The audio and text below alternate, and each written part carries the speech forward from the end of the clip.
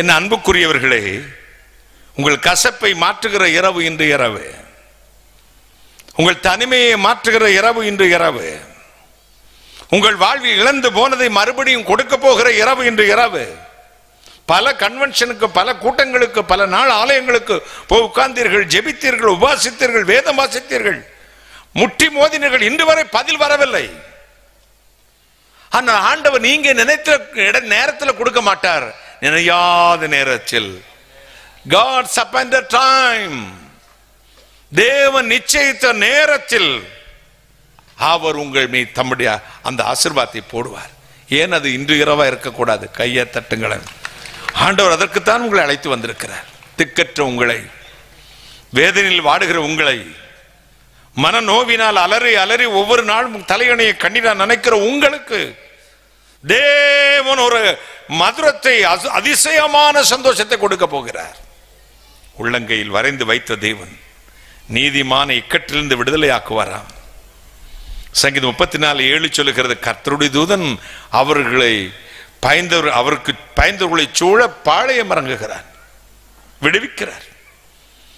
ஆண்டவர் சொன்னார் சங்கீதம் 50:15, ஆபத்து காலத்தில் என்ன நோக்கி கூப்பிடு, நான் உன்னை விடுவிப்பேன், நீ என்னை மகிமைப்படுத்த. ஆபத்து நாட்களில் என்னை நோக்கி கூப்பிடு. ஆண்டவரை கூப்பிடுற ஜனம் இன்னைக்கு குறைஞ்சு போச்சு. ஜபம் குறைஞ்சு போச்சு, உபாசம் குறைஞ்சு போச்சு, இரவு விழிப்பு குறைஞ்சு போச்சு, அதிகால ஜபம் இல்லவே இல்லை. ஆடல் பாடல் சந்தோஷம் கூத்து, fancy dress, competition, stylish worship. ஆண்டவருடைய ஆலயத்தை பரிசுத்த குலச்சாக்கல தெருநாய்க்களின் கூட்டம் சபைகளை பெருக பண்ணி கொண்டிருக்கிறது. பன்றி மேய்க்கிற தலைவர்கள் அதில் தலைவர்களாக இருக்கிறார்கள். அப்படிப்பட்ட இடத்தில் தான் நீங்களும் நான் நின்று கொண்டு வார்த்தைகளை மட்டும் நம்பி நிற்கிறோம். கைகளை தட்டி இந்த வார்த்தையை நம்பி நிற்கிற உனக்கு ஆண்டவர் சொல்லுகிறார், நான் இன்றைக்கு நீ கூப்பிடும் போது பதில் கொடுக்க போகிறேன். உலகம் கொடுக்கிற சந்தோஷம் சனப்பொழுது. ஒரு பக்தன் தென்னிந்திய திருச்சபை CSC கீர்த்தனையில் ஒரு கீர்த்தனை உண்டு. அதில் ஒரு வரி இப்படி வரும், அற்ப நிமிஷ ஆசை காட்டி அக்னி கடல் தள்ளுவானே, நீ உனக்கு சொந்தமல்லவே, மீட்கப்பட்ட பாவி நீ உனக்கு சொந்தமல்லவே. எத்தனை நிமிஷம் ஆசையா? அற்ப நிமிஷ ஆசை. சிகரெட்டு பிடிக்கிறவனுக்கு உதட்டில் சிகரெட்டு சுடுமறை சந்தோஷம். சினிமா பார்க்கிறவனுக்கு 2 மணி நேரம் சந்தோஷம். பாவம் செய்கிறவனுக்கு பாவ இச்சை தீருமறை சந்தோஷம். அதற்கு மறுபடி இதை விட எது மேல இருக்க தேடி ஓடுகிற நாள் வரும். ஆனால் என்னுடைய வேதம் சொல்லுகிறது, கர்த்தருடைய வசனம் உம்முடைய சமூகத்தில் சனப்பொழுது இன்பம் அல்ல, பரிபூர்ண ஆனந்தமும், உம்முடைய வலது பாரிசத்தில் நித்திய பேரின்பமும். கைய தட்டுங்களே. ஃபாதர் வீட்டில் வந்திருக்கும் போது, ஃபாதர் பெக்மன்ஸ் ரொம்ப ஆண்டுகளுக்கு முன் என்னை கூட்டியெல்லாம் அங்கே கூட்டம் நடத்துவார். 4 நாள் 5 நாள்லாம் காளையார் கோவிலில் மதுரைக்கு வந்து வீட்டுக்கு வந்தார் சாப்பிட்றதுக்கு. அப்போ சொன்னார், அவர் ஒரு இடத்துக்கு போய்கிட்டு இருந்தார். ஒரு சிகரெட்டுக்கு விளம்பரம் வச்சிருந்துச்சு. அந்த சிகரெட்டு விளம்பரத்தை பார்த்தாரு. அதில் இதை குடிக்கிறவனுக்கு குதூகலம் கொண்டாட்டமே அப்படின்னு ஆடிக்கிட்டு இருந்தாங்க. எதை குடிக்கிறவனுக்கு? இந்த சிகரெட்டை பிடிக்கிறவனுக்கு. அப்போதான் யோசிச்சார், அந்த சிகரெட்டு கூடி போனால் 3 நிமிஷம் நிற்குமா, 2 நிமிஷமா, எவ்வளோ நேரம் நிற்கும்? ஏன்னா என்னைய மாட்டி விட்றீங்க. வலிக்காரு இல்லையா? சரி, வேற யாரெങ്കിലും உண்டா விட? நீ வலிக்கோடா, நீ குடிப்பியப்பா? இருக்கிறத பொறுத்தா. ஓ, அப்போ உதட்டில் சுடுமறை அவனுக்கு குதூகலம். செயின் ஸ்மோக்கர்மாங்க. என் கூட 8ஆம் கிளாஸ் படிக்கும்போது அந்த காலத்துல இதெல்லாம் பெரிய தப்பு. சூடு வச்சிருவாங்க வீட்டில், டீச்சர்ஸ் கொன்றுவாங்க. 2 அடிக்குள்ள எங்க வகுப்பில் இருந்த 6ஆம் கிளாஸ்லங்க, சித்திக்குன்னு பேரு. திடீர்னு டீச்சர் அப்படிம்பா, இன்னும் டீச்சர் போக சொல்லிடுவாங்க. என்னடா இவன் தென்னை அடிக்கடி போறானே அப்படின்ட்டு நானும் ஒரு நாள் பின்னாடி போனேன். ஒரு வேப்ப மரத்துக்கு பின்னாடி புகையா வந்துச்சு. என்னடான்னு போய் பார்த்தேன், பீடி வச்சு குடிச்சுக்கிட்டே இருக்கிறான். டேய், 6ஆம் கிளாஸ்லயே பீடி குடிக்கிறடா அறிவில்லை உனக்கு, வீட்டில் தெரிஞ்சான கொண்டுருவாங்க. அந்த பீடிக்கு பேர் சிப்பி பீடின்னு பேர். இப்போ இருக்கணுமே தெரியாது. சிப்பி மார்க்கு பீடி. அவன் சொன்னான் சிந்திக்க சிறந்தது சிப்பி பீடினா. 6ஆம் கிளாஸில் சிந்திக்கிறான். ஐயா ரவுண்டா புகை விடட்டுமா விட்டான். அப்புறம் மூக்குல புகை விடட்டுமா, சிமினியாது, அண்டி ஆபீஸ் சிமினியாது. ஏங்க சில பார்த்தீங்கன்னா அப்படியே புகை விட்டுக்கிட்டே இருப்பான். வாழைக்கொலையை வந்து பழுக்க வைக்கிறதுக்கு புகை போட்டு தான் பழுக்க வைப்பான். ஈரக்கொலையை பழுக்க வைக்கிறான் பாருங்க. சில அம்மாமார் வரும்போதே விட்டே வருவாங்க ஜெபம் பண்ண வரும்போது. ஏன்னா வாயில புகையில கட்ட இருக்கும். சில பொடியை வாங்கி அப்படிமா பாருங்க. எங்க ஐப்ரோ அது இப்பதான் நீங்க என்ன த்ரெட்டனிங் என்ன பண்ணுவாங்க, த்ரெட்டனிங்கா நூலை வச்சு வெடுக்கு. சைனாவில் ஒரு பியூட்டி பார்லரில் உட்காந்துருக்கும்போது ஒரு பொண்ணு கடையை பக்கத்தில் உட்காந்துக்கிட்டு உஷ்னுச்சு. என்னடா நம்மளுக்கு பேய் கண்ட இழகிருச்சா அப்படின்னு பார்த்தேன். அவளுக்கு இன்னொரு பொண்ணு டொயின் மாதிரி ஒன்று கட்டிக்கிட்டு இங்கேருந்து பிடிங்கிட்டே இருக்கா. இங்கேயும் பிடுங்குறாங்க போலுக்கு. அப்படி பிடிங்கி தான் நிறைய பேர் உட்காந்துருப்பீங்க பார்த்து. ஐப்ரோ அழகா ஆண்டவர் இங்கே வச்சார். ஐப்ரோ இல்லாட்டி நம்ம முகத்தை நினைச்சு பாருங்க. இங்கே முடி வைத்தார் ஆண்டவர், அழகாக வரைஞ்சி விட்டார். நம்ம ஆம்பளைங்களுக்கு மூக்குக்கும் வாய்க்கடையில் அரைஞ்சி கேட்புங்க, அதில் மீசை அப்படி அழகாக முளைக்க வச்சாரு, தாடி முளைக்க வச்சாரு. தொண்டைக்குள்ள முடி முளைக்க வச்சிருந்தா எப்படி இருக்கும் சொல்லுங்க? ஏதாவது சாப்பிட முடியுமா? இவ்வளோ பெரிய குழாய், உணவு குழாய் இவ்வளவு. அதில் என்ன சிக்கன் 65 85 பீப் வளர்த்தியது வறுத்தது. கேரளாவுக்கு போனால் அங்கேருந்து ரிட்டையர்டு காலையாக வரும், தமிழ்நாட்டில் இருந்து ரிட்டையர்ட் ஆகி நடக்க கூட முடியும். இப்போ லாரியில் ஏற்றிட்டு வரானுங்க. நாங்கள் சின்ன பையனாக இருக்கும்போது நடத்தி கொண்டு வருவாங்க. ஒரு 1000 300 200 காலை, ஒரு காலை மேலே அப்படி படுத்துக்கிட்டே வரும். கண்டுட்டோண்டா சிபு, கண்டுட்டோண்டாங்கன்னே இல்லை, யாருக்கு கண்டவருண்டா கண்டுட்டோண்ட இல்லை. அது அப்படியே படுத்துக்கிட்டே வரும். அதுக்கு மேலே படுத்துக்கிட்டு வரும். இங்கே வந்து வெட்டவே வேண்டாம், தள்ளி விட்டவொன்னே அறக்க வேண்டியதுதான். அதை பார்த்தீங்கன்னா இந்த கேரளாவில் இவனுங்க பீப் வளர்த்தியது வரித்தது கொத்திட்டது இங்கனையான் திம்பாம் பாருங்க. ரிட்டையர்டு காலையா இவ்வளவு பெரிய தொண்டைக்குள்ள இவ்வளவு சாப்பிடுவான். அதில் ஒரு முடி வைக்கலைங்க, சின்ன துவாரம் எங்க நமக்கு மூக்கில் இருக்கு, அதில் முடியா வச்சிருக்கிற ஆண்டவர். ஏன் வச்சார் தெரியுமா? நம்ம சுவாசிக்கிற காற்றை ஃபில்டர் பண்ணி டஸ்ட் லங்ஸுக்குள்ளே போகக்கூடாதுங்கிறதுக்காக அதுக்குள்ள முடியா வச்சு ஃபில்டர் வச்சு வச்சு புடைச்சிருக்காரு. இவன் அந்த ஃபில்டரையும் தாண்டி இழுக்கிறான் பாருங்க. பொடியை வாங்கி, என்ன பொடி, கேஸ்கேயா என்எஸ்கே தெரிஞ்சா சொல்லுங்களேன். என்எஸ் பட்டணம் பொடியா என்ன? மூளையில் ஸ்ட்ரோக் வந்து செத்து போயிடுவாப்போ. ஆண்டவர் நீ பொடி போட்டு தான் வாழணும்னா மூக்கு கீழே பார்த்து படிச்சிருக்க மாட்டாரு, மேலே வச்சே படிச்சிருப்பாரு. மழை தண்ணியெல்லாம் உள்ள வந்து சிரசில் அடிச்சு செத்து போகிறதுக்கு அதுக்கும் கண்டுபிடிப்பான். சின்ன கொடை மாதிரி செஞ்சு அதுக்கு மேலே வச்சிருப்பான் பார்த்துக்கங்க. சிலர் பல்ல திறந்தாங்கன்னா பயமா இருக்கு, ரத்த காட்டேரி மாதிரியே இருக்கும். என்ன பிரதர், இந்த வெத்தலை பிசாசு பண்ணுங்க பிரதர், அது போகாது. ஏன்னா எண்ணத்தோட சேர்ந்திருக்கு, பிசாசோட சேர்ந்திருக்குது. நம்முடைய ஆண்டவர் நம்முடைய இருதயங்களில் வாசம் பண்ணுகிறவர். இந்த உலகத்தில் தேவனுக்கு நம்முடைய இதயத்தை கொடுத்து அவரை நோக்கி கூப்பிடணும். யாரை நோக்கி? கர்த்தர் நோக்கி. இன்னைக்கு மாடர்னா வந்துருச்சு வேல்டு. சிகரெட்டு பிடிக்கிறவனுக்கு கொஞ்ச நேரம் சந்தோஷம். அப்பதான் தம்பி நான் எழுதினேன், குதூகலம் கொண்டாட்டமே என் இயேசுவின் சன்னிதானத்து ஆனந்தம் ஆனந்தமே அன்பரின் திருப்பாதத்தில். அப்பதான் எழுதன் தம்பி அப்படின்னார். நமக்கு நித்திய ஆனந்தம். நான் ஒரு பாட்டு கூட எழுதினேன், நித்திய சந்தோஷம் நிம்மதி பெருமூச்சு நேசரின் கரம் பிடிக்கும் நாள், மங்கள துதியோடு மணவாளன் இயேசுவோடு மணவாட்டியாய் மகிழும் நாள். ஒரு பாட்டு எழுதியிருக்கேன். சேனல்ல போய் டென்சினல் சாங்ஸ் போட்டு பாருங்க, வரும். நித்திய சந்தோஷம் சாங் அப்படின்னு போடுங்க, வரும். நமக்கு ஒரு நாள் வரும், அது எந்த மனுஷனும் கொடுக்கவும் எடுக்க முடியாத நித்திய சந்தோஷம். கைகளை தட்டி புலம்பிக் கொண்டிருக்கிறீர்களோ? எங்க சபை குட்டி சபை பிரதர், நாங்களும் அந்த காலத்திலிருந்து வசனத்திலே இருக்கிறோம், அதே ஓட்டு வீட்டில் தான் இருக்கிறோம். பாருங்க, இன்னைக்கு சென்ட்ரலைஸ்டு ஏசி, பயங்கரமான டான்ஸு, லேசர் பீம் லைட் எல்லாம் வச்சு பயங்கரமா சபையை ஆரம்பிச்சுட்டாங்க. நாங்கள் உட்கார்ந்த இடத்துல உட்கார்ந்து 5 சென்ட் இடம் வாங்குறதுக்கு இன்னும் தோத்திரம் போட்டுக்கிட்டு உட்கார்ந்துருக்கோம். கவலைப்படாதீங்க பாஸ்டர்.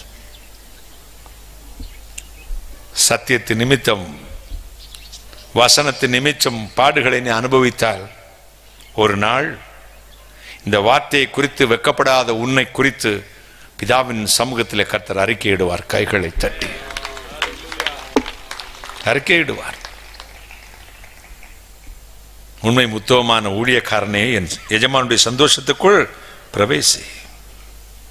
ஆபத்து காலத்தில் என்ன நோக்கி கூப்பிடு, நான் உன்னை விடுதலை ஆக்குவேன், நீ என்னை மகிமைப்படுத்துவாய். கூப்பிடுங்க, சும்மாவே இருக்காதீங்க, தின்னுட்டு தூங்காதீங்க.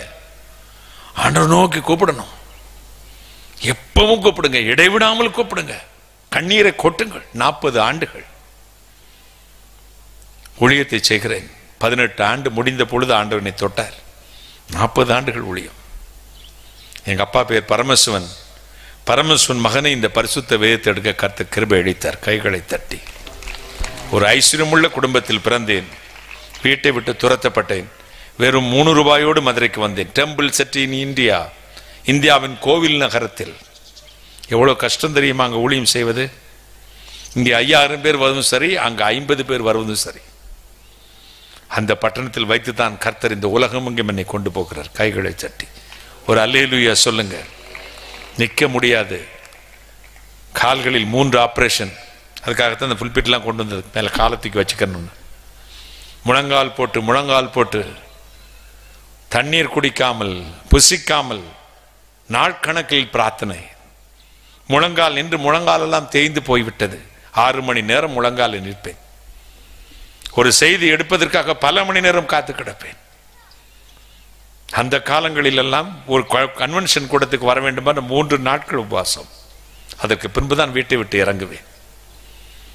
இப்பொழுது ஹார்ட்ல ஸ்டண்டு, கால்களில் பலகீனம், நிற்க முடியாது, உட்கார முடியாது. செய்தி முடித்துவிட்டு படுக்கையில் போய் செத்து போன பிணத்தை போல விழுவேன். ஆனால் ஆண்டவருடைய வார்த்தையை சுமந்து வந்து நின்ற உடனே ராஜகுமாரனை போல முழங்குகிறேன். கைகளை தட்டி. இந்த வார்த்தை என்னை சுகமாக்குகிறது.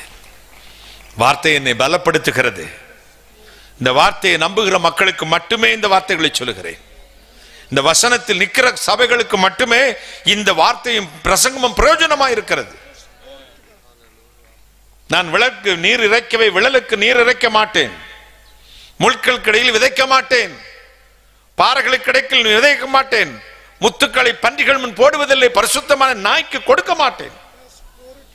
இந்த வார்த்தையை விரும்புகிறவனுக்கு கர்த்தருடைய வார்த்தையை கொடுக்கிறேன். கைகளை தட்டி. தாகமாயிருக்கணும் வரட்டும், இலவசமா ஜீவ தண்ணீரை வாங்கி பானம் பண்ணட்டும், காதுள்ளவன் கேட்கட்டும். கர்த்தருடைய வார்த்தை ஆமென்றும் ஆமென் என்றும் இருக்கிறது. சோர்ந்து போய் நிற்கிறீர்களோ, ஆண்டவருடைய பிள்ளைகளை நீங்கள் சோர்ந்து போய் நிற்கிறீர்களோ, பயப்படாதிருங்கள். கர்த்தரை நம்புகிறவனோ என்றென்றைக்கு அசையாதிருக்கிற சியோன் பர்வதத்தை போல இருப்பானாம். கையை தட்டுங்களேன்.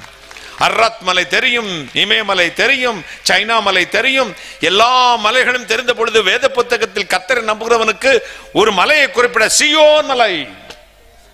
ஏன் அப்படி? ஆண்டவர் வரும்பொழுது கம்பீரத்தோடு வானத்தில் வரும்பொழுது இப்பொழுது காண்கிற மலைகள் எல்லாம் கர்த்தருடைய பிரசன்னத்தினால் மெழுகை போல உருகி போகுமாம். ஆனால் அவர் கால் வைக்கிற சியோன் மலை மட்டும் அசையாமல் இருக்குமாம். எனவேதான் உங்களை பார்த்து சொன்னார், என்னை பார்த்து சொன்னார், என்னை நம்புகிற நீ சியோன் மலையை போல இருப்பாய். கைகளை தட்டி ஒரு அல்லேலூயா சொல்லுங்களேன். விசுவாசத்தை துவக்கிறவரும் விசுவாசத்தை முடிக்கிறவரும் ஆகினாதர். ஆதியாகமம் 24:40 சொல்லுகிறது, நான் வழிபடும் கர்த்தர் உனக்கு முன் தன் தூதனை அனுப்பி உன் காரியத்தை வாய்க்க பண்ணுவார். யாரோ ஒருவரை உங்கள் வீட்டுக்கு அனுப்புகிறார். யாரோ ஒரு தீர்க்கதரிசியை உங்கள் பட்டணத்துக்கு அனுப்புகிறார். யாரோ ஒரு நல்ல மனிதனை உங்கள் குடும்பத்துக்கு அனுப்புகிறார். யாரோ ஒரு தேவ பிள்ளையை உங்கள் வேலைக்கு வேலை ஸ்தலத்தில் அனுப்புகிறார். யாரோ ஒரு உதவி செய்யும் ஒரு தேவ தூதனை போல ஒரு மனுஷனை உங்களுக்கு உதவி செய்வதற்காக கர்த்தர் அனுப்புகிறார். ஒரு தூதனை அனுப்பி உன் காரியத்தை கர்த்தர் வாய்க்கும்படி செய்வார். கையை தட்டுங்களே, ஒரு அல்லேலூயா சொல்லுங்க, சத்தமா சொல்லுங்க பார்க்கலாம். Hallelujah, praise the Lord, praise the Lord. ஸ்தோத்திரம் சொல்லுங்க, ஸ்தோத்திரம், கர்த்தருக்கு ஸ்தோத்திரம். அவர் இன்றைக்கு உங்கள் அருகில் வரப்போகிறார். உங்கள் கசப்பை மதுரமாய் மாற்றுவார். உங்கள் தனிமையை இன்றைக்கு தீர்ப்பார். எத்தனை சந்தோஷம்! கைகளை தட்டி, கைகளை தட்டி கசப்பை மதுரமாய் மாற்றுவாராம். ஆண்டவர் முதலாவது தேவன் உள்ளங்கையில் உங்களை வரைந்து வைத்தார். இரண்டாவது கசப்பை மதுரமாய் மாற்றுவார். வாசிக்க கேட்போமா? சங்கீதங்களின் புத்தகம் 38ஆம் சங்கீதம் 17ஆம் வசனம். 38:17.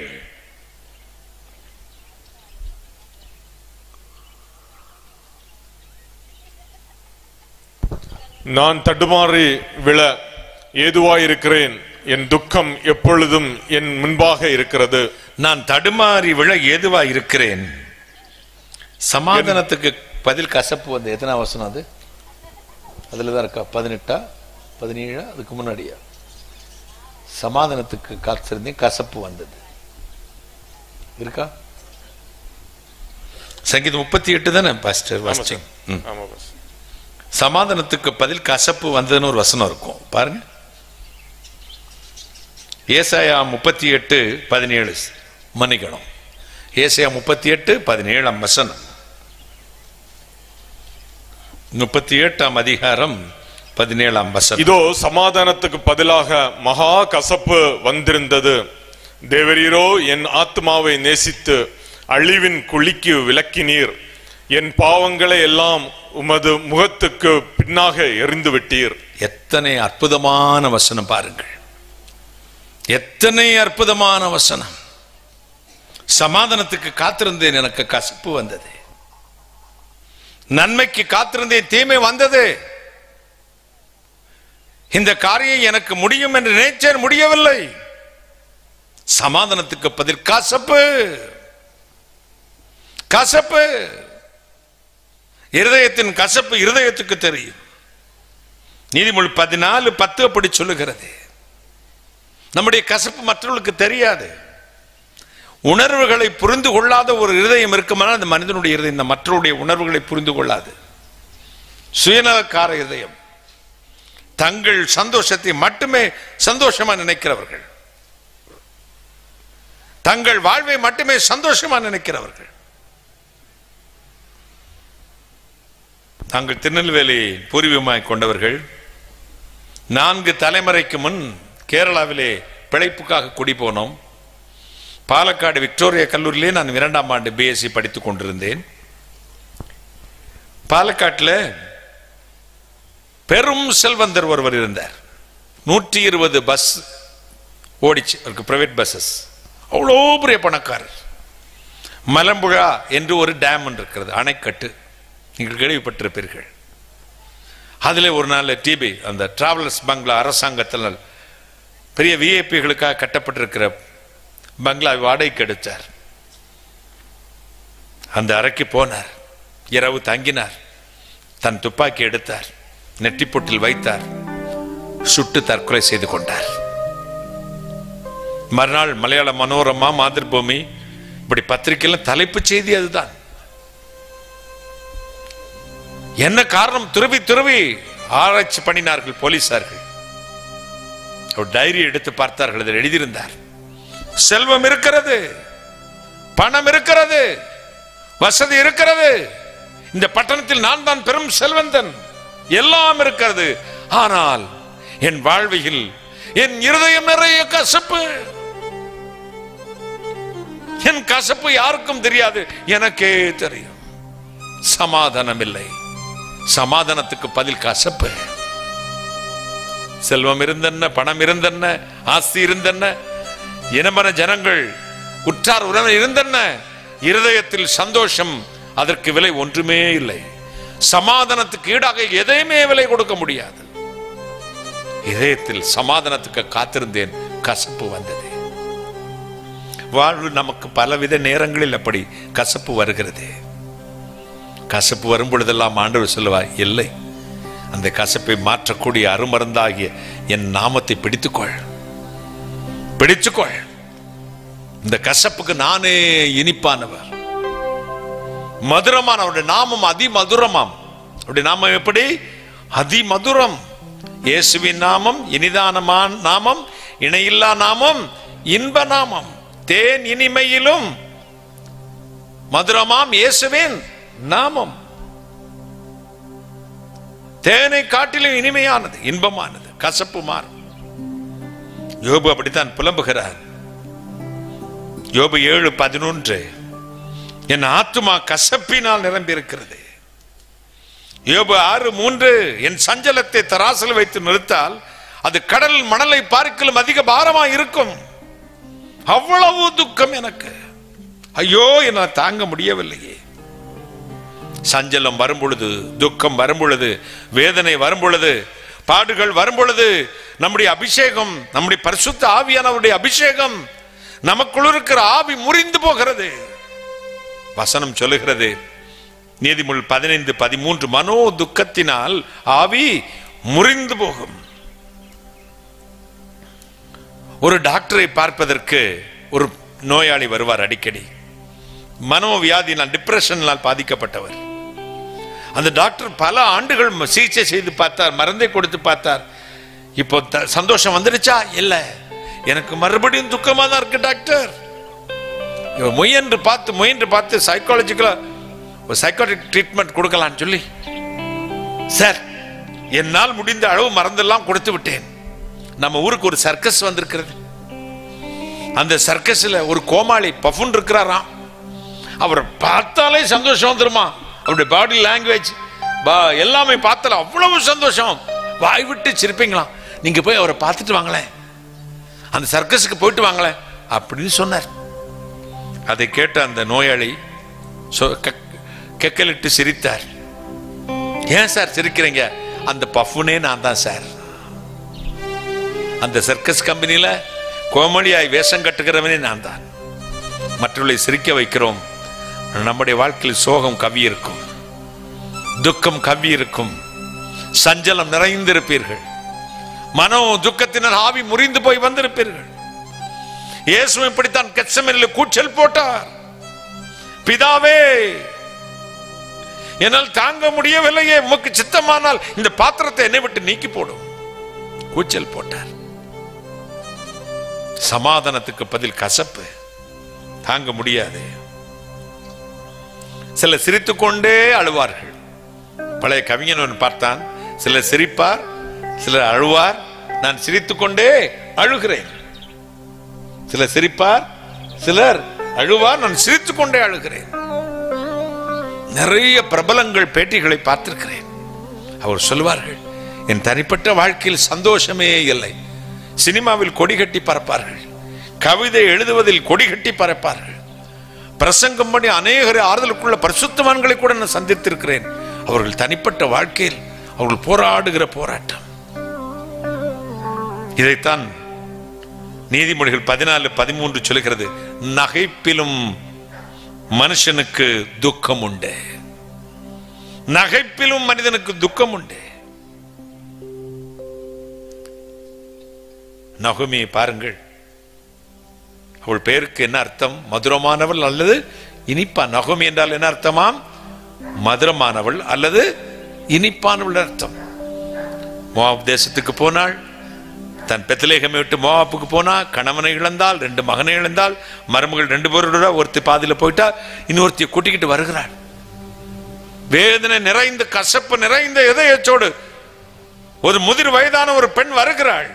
அவருடைய உறவினர்கள் நாம் பார்க்கிறார்கள், நகோமி மாதிரி இருக்குதே, நகோமியா, நகோமியா இனிப்பானவளா மதுரமானவளா கேட்கிறார்கள். இவள் சொல்றா, இல்லை இல்லை இல்லை இல்லை, நான் இனிப்பானவள் அல்ல, சர்வ வல்லவர் எனக்கு மிகுந்த கசப்பை கட்டளையிட்டார்.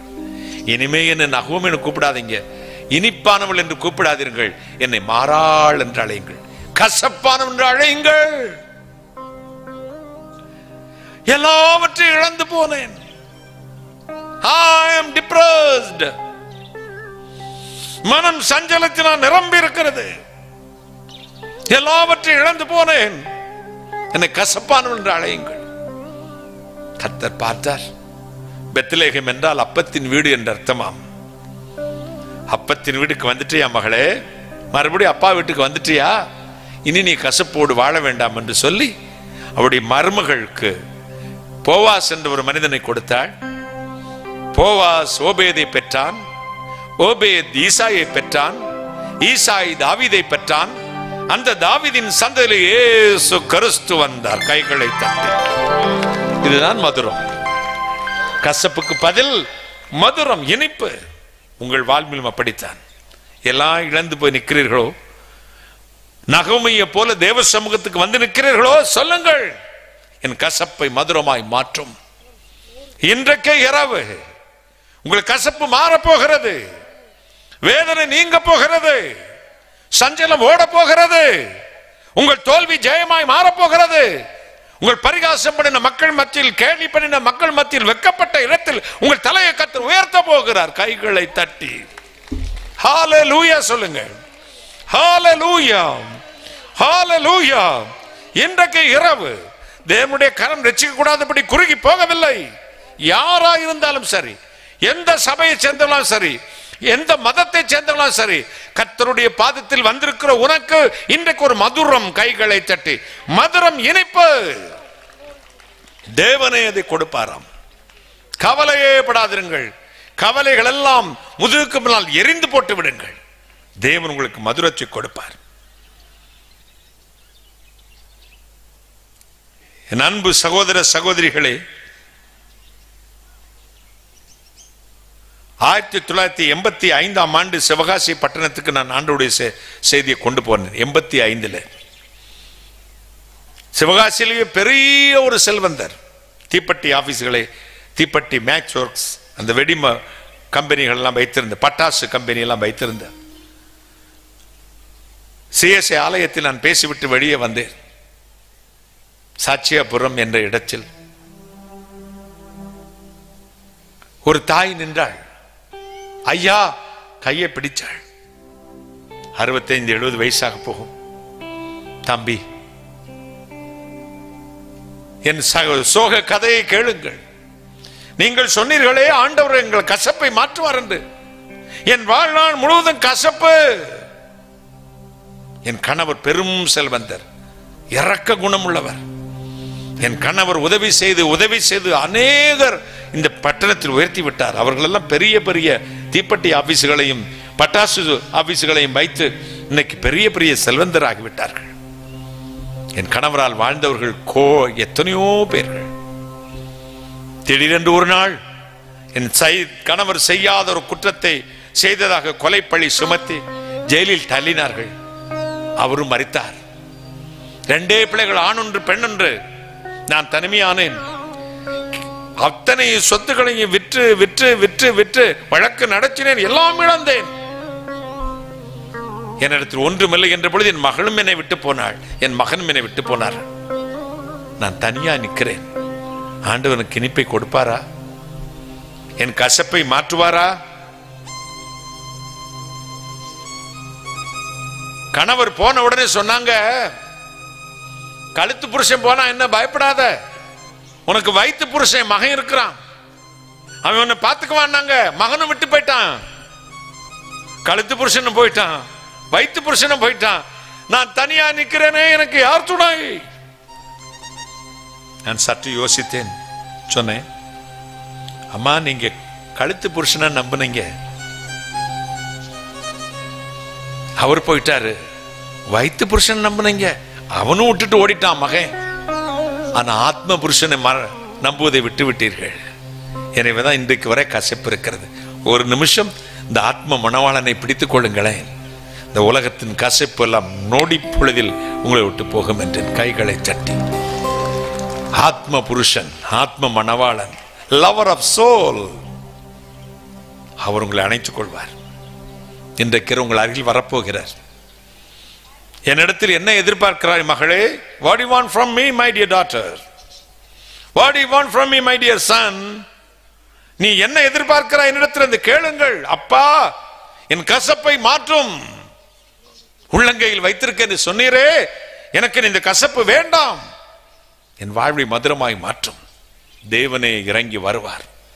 கர்த்தருடைய கரம் இன்றைக்கு இரவு இறங்கும், உங்களை ஆசீர்வதிக்கும். சஞ்சலங்களை தூக்கி எறியுங்கள். கசப்பை உங்களை விட்டு அகற்றுவார். உங்கள் வாழ்வை மதுரமாய் மாற்றுவார். உபாகமம் 6:12 சொல்லுகிறது, எகிப்திலிருந்து உன்னை புறப்பட பண்ணின கர்த்தரை மறவாதபடி எச்சரிக்கையாயிரு. எரேமியா 2:32 சொல்லுகிறது, ஒரு பெண் ஆபரணங்களை மறந்தது போல என் ஜனங்கள் என்னை மறந்து போனார்களே. உன் பெண் நகை நட்டுகளை மறந்தது போல மறந்தார்கள். மறுபடி வாருங்கள்.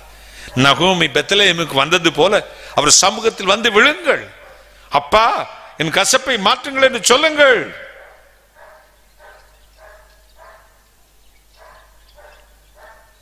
சங்கீதம் 46:1-3 சொல்லுகிறது, பர்வதங்கள் அதிர்ந்தாலும் நான் பயப்பட மாட்டேன். கைகளை தட்டி, பர்வதங்கள் அதிர்ந்தாலும் நான் பயப்பட மாட்டேன். ஆண்டவரை மறந்து போனீர்களோ, மறுபடி அவரோடு ஒப்புரவாகுங்கள். கர்த்தருடைய நாமம் பலத்த துருகம், நீதிமானவற்றுக்குள் ஓடி சுகமாய் தங்குகிறான். சகரியா 9:12 சொல்கிறது, நம்பிக்கையுடைய சிறைகளே உங்கள் அரணுக்கு திரும்புங்கள், இரட்டிப்பான நன்மையை தருவேன். என்றைக்கு? இன்றைக்கு, tonight. கைகளை தட்டி, இன்று இரவு தேவன் உங்களை கசப்பை மாற்றுவார். என் நாமத்துக்கு காத்திருக்கிற நீங்கள் வெட்கப்பட்டு போக மாட்டீர்கள். யோவான் 16:20 சொல்லுகிறது, உங்கள் துக்கம் சந்தோஷமாய் மாறும். யோவான் 14:14 சொல்லுகிறது, என் நாமத்தினால் நீங்கள் எதை கேட்டாலும் அதை உங்களுக்கு செய்வேன். கைகளை தட்டி, எரேமியா 31:4 சொல்லுகிறது, மறுபடியும் நீ கட்டப்படுவாய். கைகளை தட்டி. அப்ப ஏற்கனவே கட்டடம் இடிஞ்சு போச்சு, ரெனுவல் ஒர்க் நடக்குது. உனக்கு புதுசா கட்டுறாராம் ஆண்டவர். அது அதிசயமா இருக்கும். கைகளை, மற்றவருடைய கண்களுக்கு ஆச்சரியமா இருக்கும். சீயோனின் சிறையிருப்பை திருப்பும் பொழுது எப்படி இருந்ததாம்? சொப்பனம் காண்கிறது போல் இருந்தோம். கனா கண்டது போல கர்த்தர் உங்கள் வாழ்வை மாற்றுவார். இன்றைக்கு இரவு அதை செய்வார். மகிமையான சந்தோஷம், மகிமையான சந்தோஷம். தேவாதி தேவனே உங்கள் அருகில் வருவார், உங்களை ஆசீர்வதிப்பார். தேவனை ஸ்தோத்திரி. கடைசியாக கோணலை செவ்வைப்படுத்துவாராம். ஏசாயா 45:2 வாசித்து நான் ஜெபிக்கிறேன்.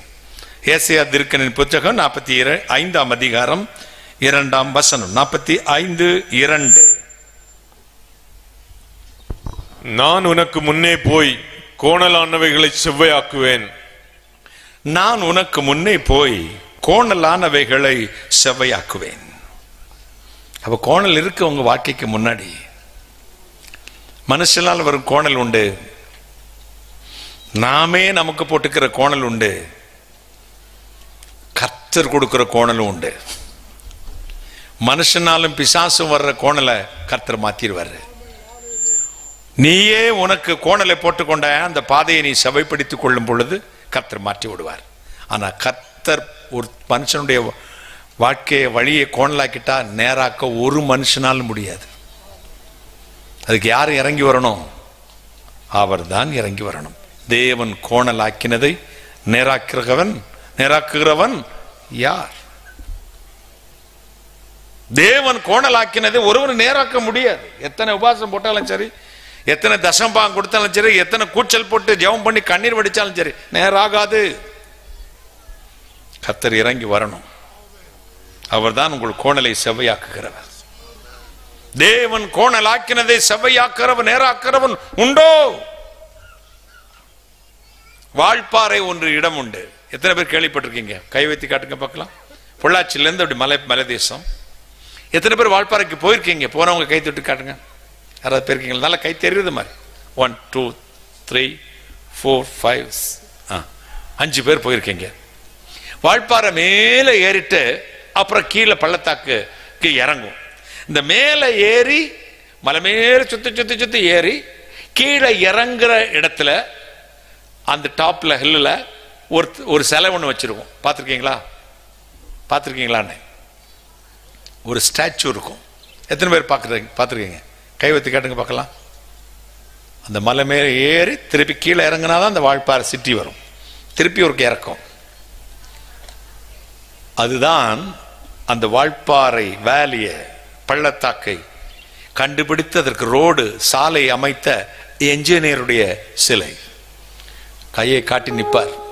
இதோ அங்கே ஒரு பள்ளத்தாக்கு இருக்கிறது, இதில் பட்டணத்தை அமைக்கலாம், இதில் வழியை போடலாம் என்று நமக்கு ஒருத்தர் கையை காட்டி நிற்கிறார். இதோ உன் தேசம், நான் போய் உனக்கு வழி உண்டாக்குறேன், கோணலை செவ்வையாக்குகிறேன். கைகளை ஆமென் ஆமென். நான் உனக்கு முன்னே சென்று என்ன செய்வாராம்? கோணலை செவ்வையாக்குவேன். இன்றைக்கு இரவு உங்கள் கோணலை கத்த செவ்வையாக்குவார். மகாபிரட்ரிக் அரசன் அவரை கேவலப்படுத்த நினைத்த ஒரு ஓவியன் ஒருவன் அவருடைய சித்திரத்தை, படத்தை கேலி சித்திரமாக, கார்ட்டூனாக வரைந்து முச்சந்தியிலே வைத்திருந்தான். மக்கள் பார்த்து சிரித்து சிரித்து விட்டு போனார்கள், ஏளனப்படுத்தினார்கள். திடீரென்று குதிரை சத்தம் கேட்டது. எல்லாரும் அரண்டு பயந்து போயின்றார்கள். அரசர் அந்த குதிரையில வந்து கொண்டிருந்தார். ஐயோ, அரசர் வருக, இன்னைக்கு இந்த சித்திரம் வரைந்த மனுஷன் என்ன செய்வாரு? கொன்று போட்டு விடுவார். பார்த்து கொண்டு நம்மளையும் படைகளை வைத்து தலையை எடுக்க சொல்வார் என்று பயந்திருந்தார்கள். அவர் வந்தார். என்ன பார்த்து கொண்டிருக்கிறீர்கள்? பார்த்தார், சிரித்தார். பரவாயில்லையே, என்னுடைய சித்திரத்தையும் இப்படி வரைந்து வைத்திருக்கிறீர்களே, இது இங்கே வச்சா எப்படி? இங்க வச்சா எல்லாரும் பார்க்க முடியாது, போக்குவரவு நெரிசல் ஆயிடும்.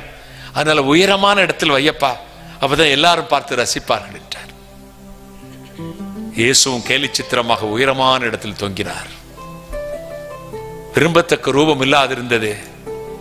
அவர் அசட்டை பண்ணப்பட்டாராம். விரும்பத்தக்க ரூபம் இல்லாதிருந்த அவருடைய விட்டு நம்முடைய முகத்தை திருப்பிக் கொண்டோம்.